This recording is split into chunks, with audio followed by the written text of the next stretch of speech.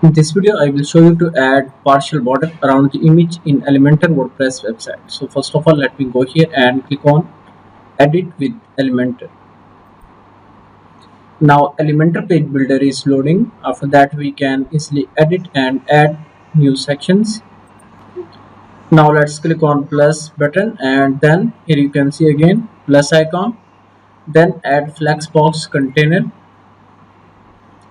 So now let me add image,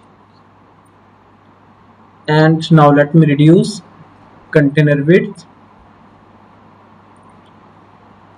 So let me say 400, and now let's add one image.